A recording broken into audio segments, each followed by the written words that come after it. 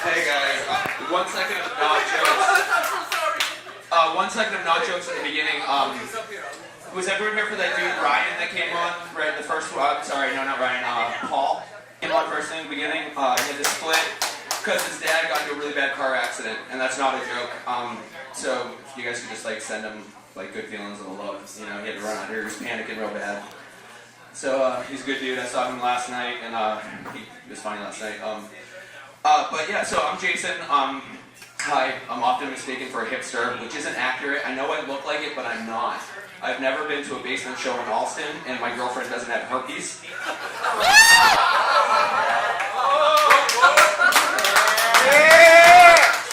That she didn't contract from me.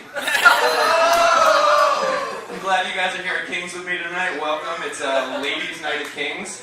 2-for-1 Ruthie Colada cocktails. So girls, drink up. Because I'm pretty sure I can speak for every guy here when I say that I couldn't look at myself in the mirror in the morning. I thought you were going to remember what's going to happen tonight.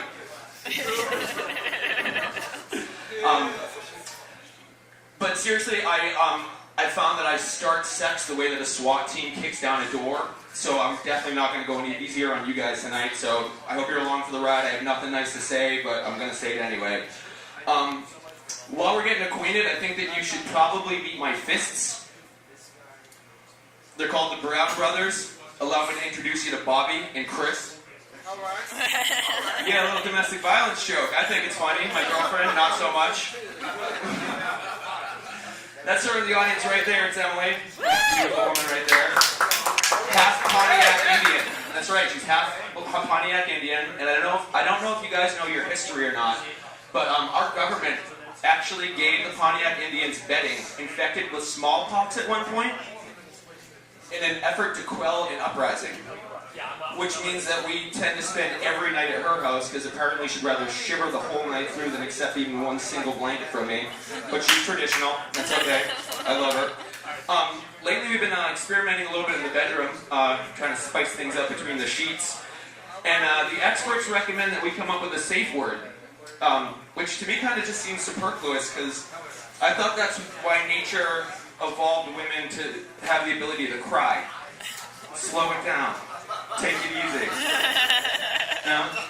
Yes. She's beautiful, and she's, you know, as you can see, she's a skinny little girl, which is odd for me. I love her. I think she's hot, but traditionally I've gone for a women and fuller figure. I like me some round girls. They're good.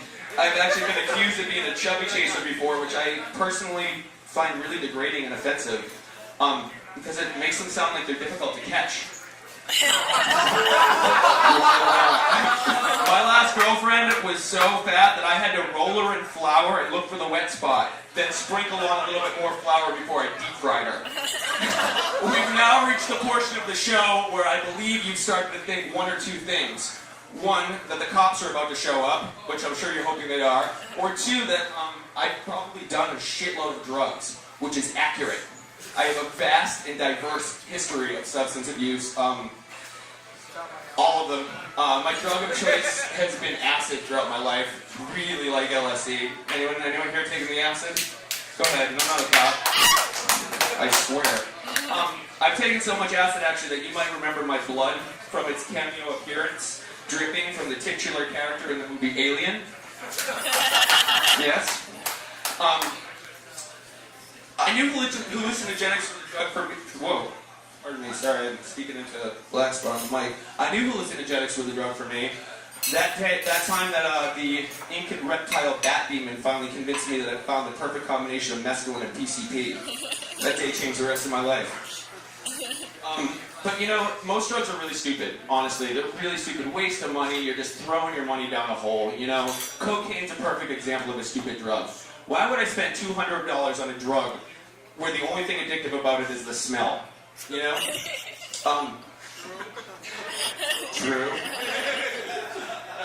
But honestly, I had to get off drugs, and it was difficult. I worked for some years to get off drugs.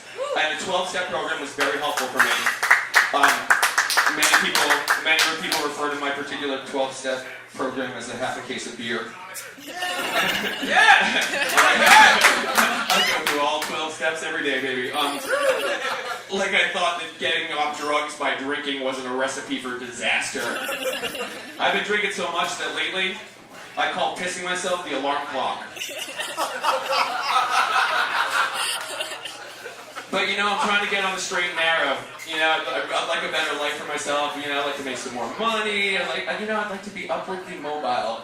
So I'm trying to get my shit together. Because after all these years, I found out that there's a very fine line between a mirror and the end of a rolled up dollar bill. My name is Jason. I'm available for birthday parties or babysitting. You can find me on Twitter at HamTornado. It's Ham_tornado if you want to follow this filth. It only gets worse on there. Thank you guys very much. That's easy. I'll loot your ham in the midst of a tornado.